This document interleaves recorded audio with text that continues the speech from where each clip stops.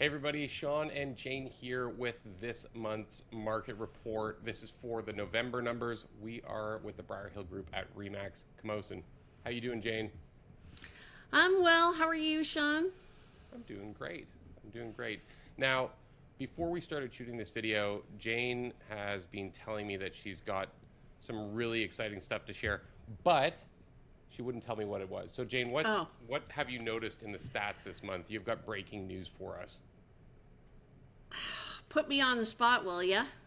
You Well, I darn think right. I know why the market has been so flat. Hmm. I think it has to do with the BCGEU strike. If you look, I don't know what the exact percentage of people in Greater Victoria are that work for the government, but I think that there is a significant number, and I think that that really stalled the market this fall. So we looked like we were ramping up a bit, and then in September things slowed down and they stayed steady, kind of flat actually, um, and especially condos suffered. So housing did okay, condos not so good, and same with row townhouses. They also came down a bit. So the BCGU strike, though, started earlier than September, didn't it? When did that, like, what was the timeline? Are you saying that there was a lag in the response from the market, or what does that look like? Hold on a second. Let me just get the data here.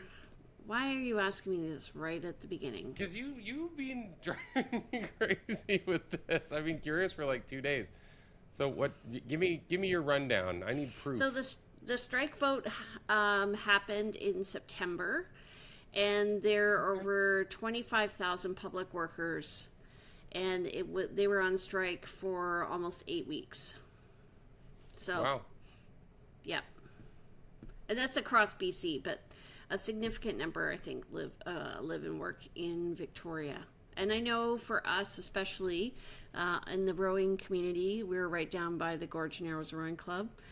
They had very high attendance of people on the picket lines.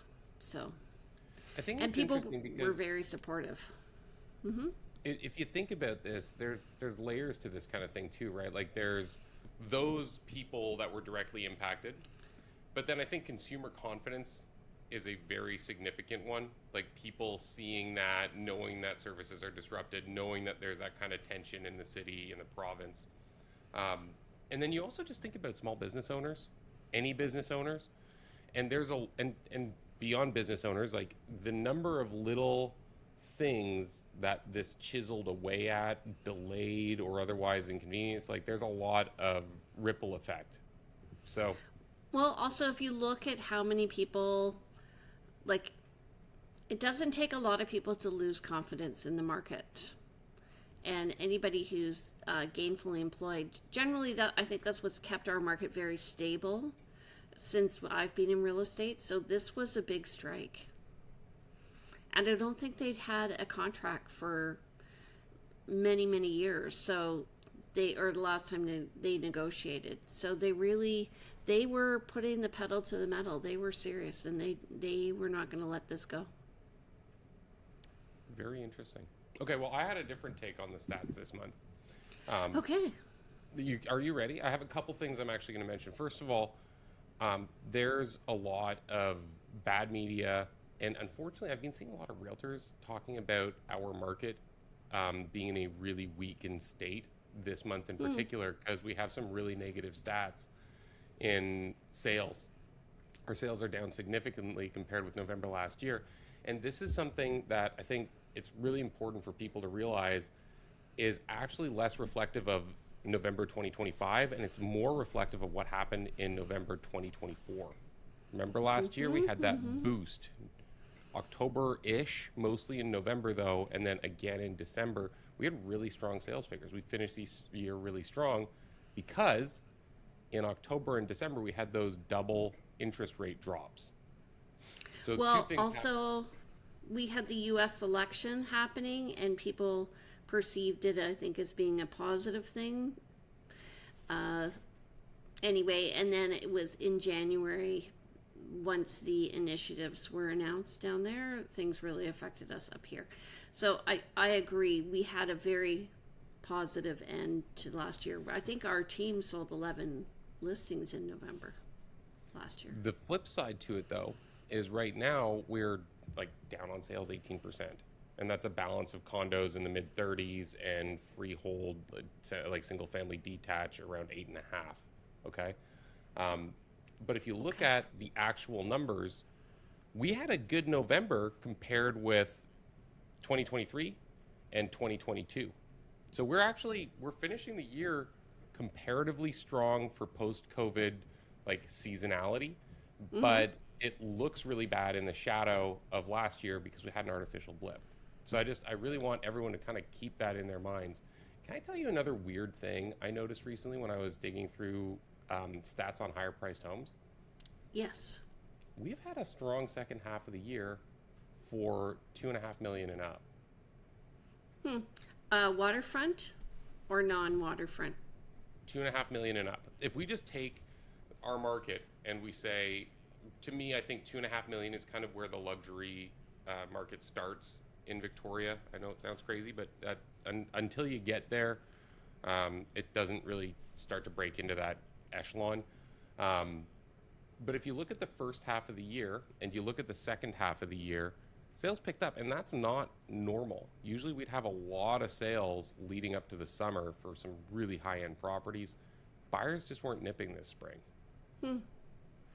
Well, I don't think anybody was nipping this spring. When I look at the numbers, I see that they were pretty weak overall. We peaked in May and June with 800. During COVID, we were at 800 in the fall, and then we had a dip this summer, and we're up at 600 for October and just over 400 for November.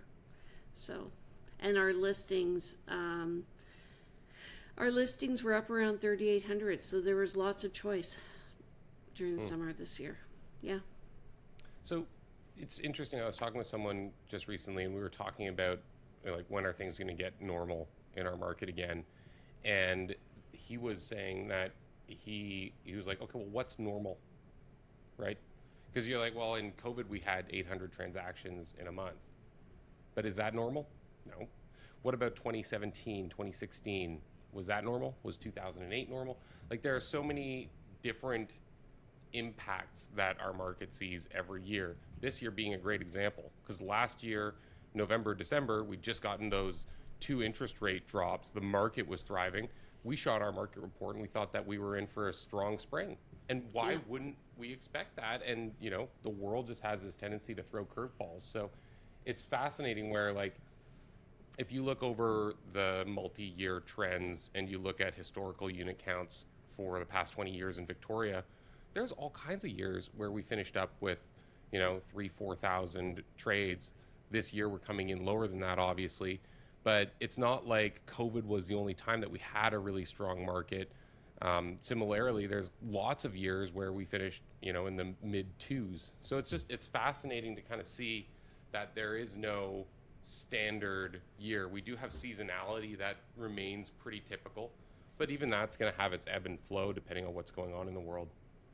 I feel like we're really, like, if you look at the numbers for single family homes, it's just been flat over the past 2 years, really, except for that blip in April. Yep. But it has been pretty flat in terms of pricing. Condos have also been pretty flat. They also peaked in February, which means those sales actually, I think, happened in November, December. They just closed in February. And then row townhouses also have been flat with a trend towards decreasing as of August this year. So I think that we're in a very balanced market, actually. I think this is a healthy market. People have time to look to see if they can find property. And, you know, they don't have to settle. They don't have to take the last junk on the street because there's nothing else to choose from, like we did during COVID. We slipped higher again into buyer's market territory in the months of inventory in November. I'm expecting we'll probably see the same thing in December, but I don't actually think it's indicative of like a trend. I think there's a lot on the market. Sales slow this time of year. I think what we'll probably see happen is we'll actually chew through some of that inventory between now and say early February, just because people don't tend to list as much December, January. So we'll probably see that number come down. It still won't look sexy in terms of like our absorption rate, because we're probably not going to have huge sales figures for December, and until mid-January, it probably won't start to get cooking again. But it'll be interesting to see what we have in standing inventory a couple months from now. That'll, I think, be definitive of kind of what our spring market looks like, because it'll set the tone of competition. Because we'll be in the spring market in a couple months. Yeah, but we thought it was going to pop this year, and it didn't. So I'm all out on predictions. What do you think is going to happen? The fact that we had 2 price reductions this fall and nothing really happened says to me people are waiting. I think. What do you mean by price reduction? Do you mean interest rates? Oh, sorry, interest rate reductions. Yeah. Yeah, well, exactly. The market didn't really respond. Right. The market didn't really respond, and I think people are waiting. Personally, I think we've hit the low end of the market. Just feels, in terms of the cycle, we have a 10-year cycle. We're kind of right on track for hitting the lower end. Plus, I think with the uncertainty of the strike and with U.S. policies and trade, stuff like that, how we recover will be on a federal level. So, but I don't know. I'm optimistic. People have to buy and sell, right? And we're getting to an age where I find, maybe it's my age too, I'm at the low end of the baby boomers, like literally the last year. And I'm finding those people are all wanting to move into single family homes or condos. So they're selling their homes. I'm also noticing a trend where families, older families who have kids, are supporting their kids. So that's interesting to me. So they're helping them buy their first house. That's nice to see, because like if you look at Canadian household, I'll just call it equity. Like look at the equity each family has. Sorry, but boomers who are kind of at the end of their their run up financially got a ridiculous artificial boost to their retirement through COVID and just the past 10 years of basically free money fueling our market like crazy. And if instead of just partying, they share that forward a little bit, it would be really nice.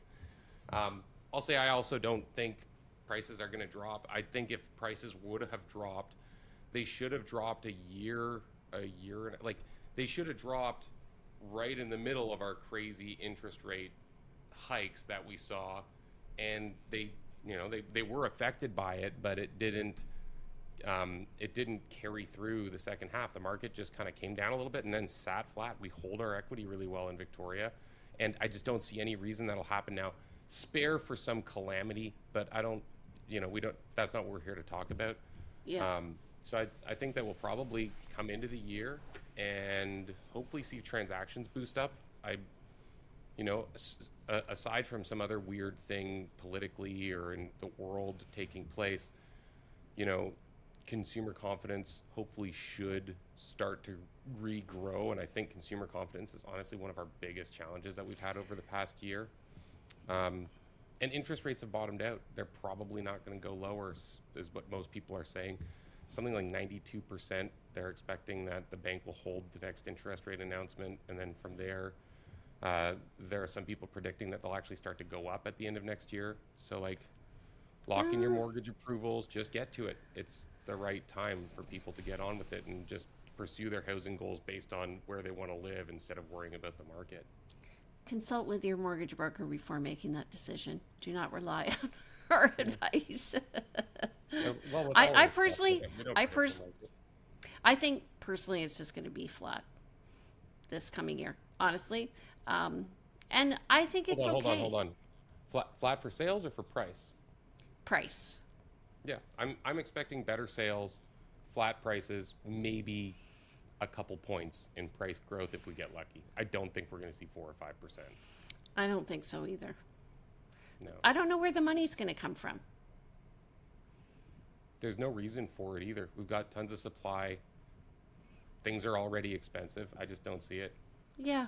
But I do think it's interesting. So I've been asked recently to do market analysis and for like the value of a price, and they're going to be the value of a home that they're going to be listing in February. And I'm like, I can't give you a price. That's like if you buy a stock. If you buy gold in November, are you going to know what to sell it at in October? No. Next year? No. So I explain the strategy. Our strategy, our marketing strategy works. I know that it works. It works really well because we sell homes well, and I like to price a home as soon as or at the same time it's about to go on the market, because we need to look at what else is on the market at the time, where do we rank in terms of price and fixtures and finishings and all of that, and then figure out the price at that moment. I think that's really key in being successful. I think telling somebody now what the value of their house is going to be in a couple of months is irresponsible. I like to give about a 5% range. You know, you're $1 to $1,050,000, maybe even 10% sometimes, because it depends on what the market's going to do. The market should, again, aside from any big surprises, the market should sit pretty flat. So I think you can. I agree. I agree that there is going to be a range at which we can value a home.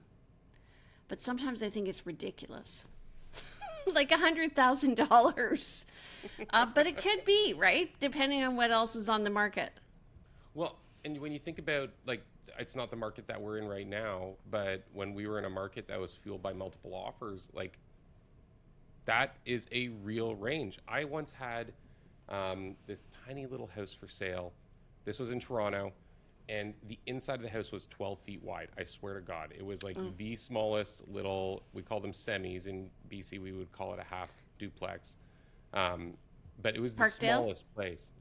Great location, right near all these restaurants, medium upper end finishes.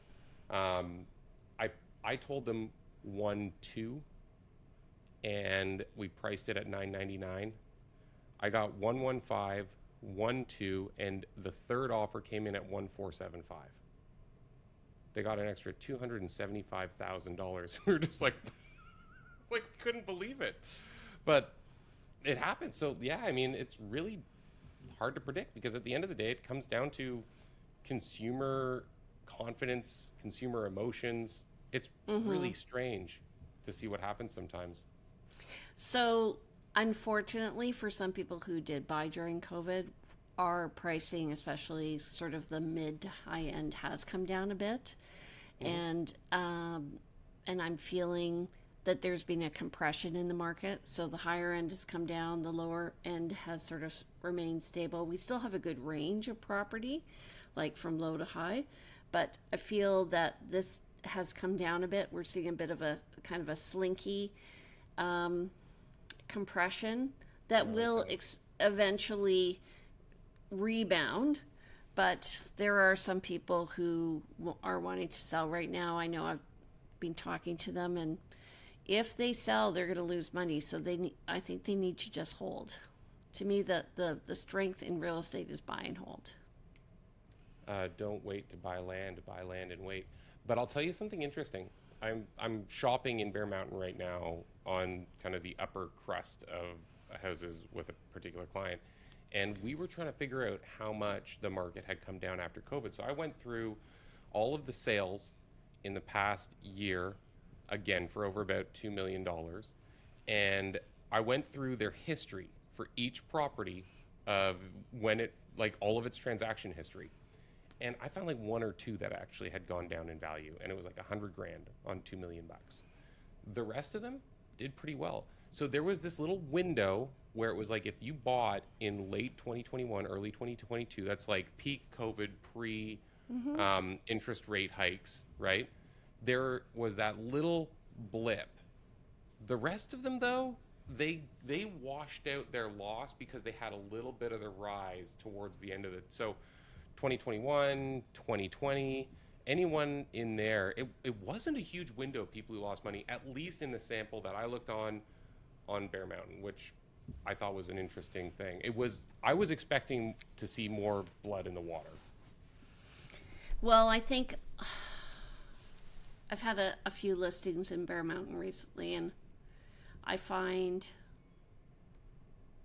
like the issue is in Bear Mountain that people bought and expected the prices to go up, and Well, they and they did expected if you that bought, yeah, if you bought 2016, 2017, 2018, like these people did really well, really well. There's a lot of examples of people who bought in the low ones and then sold in the low twos in like a 7 or 8 year period. Okay, but that's not really realistic because we had two huge lifts in the market during COVID, and they were over $100,000. And so the average house price in Bear Mountain, I think, you know, went up maybe about $500,000, relatively speaking, and then it stayed steady. But expecting it to go up and up and up, that's where overall I'm finding people, especially speculators, they're a bit disappointed because they're ready for their next cycle of real estate, and they're just not going to walk away with equity right now. I don't think the Canadian economy of I don't think the Canadians as individual households can afford another rise like what we've seen in the past 15 years. It doesn't make any sense. House prices can't triple again. It doesn't, like, where's that going to come from? Yeah. So I agree. So I mean, there was a huge lift from 2017 to definitely 2020 because 2018, 2019 was very flat. I think we were misguided in our assumptions of the value of real estate at the beginning of COVID, and then we saw a huge lift within 6 months. So a drop of 10% and then a huge lift of about another, like an additional 10 over the previous price. So that's a 20% lift. Yeah. All right.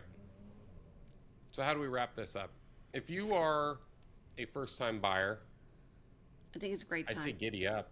If I was a first-time buyer, what I would do is I would take a really close look at the standing inventory that we have right now, because it's probably a pretty good idea of what's going to be seen between now and late January. And you can wait till January to see if more comes, but it could also come with more competition. So I'd take a really close look at what's on the market. You might pick up a deal.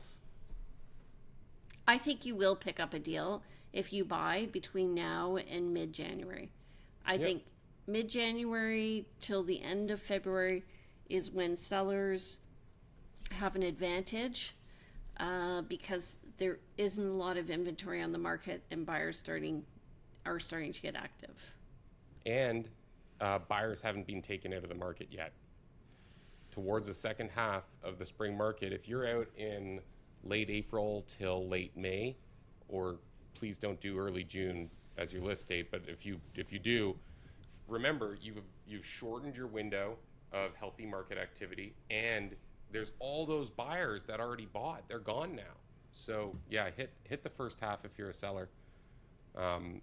If you're an upgrader, what would you do? Personally, I think right now, because we are seeing a compression, I would say upgrade. You're going to pay a little bit more, but I think you're going to see that value increase as we rebound. Yeah.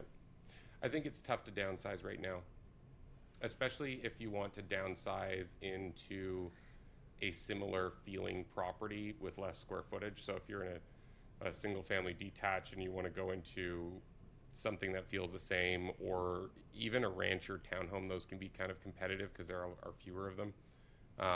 That's probably where I think it'll be the trickiest for the next little bit, because the compression means it's compressed both because the high end is a little bit slower, but also because, like, if you're shopping for a decent small home, your budget's still going to be 900 to $1,000,001. That's kind of where you'll start to see stuff that you like in the core. And that's competitive. You're fighting first-time buyers. You're fighting people who want to renovate and upsize. Like, there's a lot of different markets targeting those homes. I think though, condos it's a good opportunity right now because we're going to see Agreed. more and more condos coming on the market. Yep, I completely agree. All right, folks, that's it. So now you know what to do. If you want to know more what to do, particular to your specific situation and goals, give us a call. How do people call you, Jane?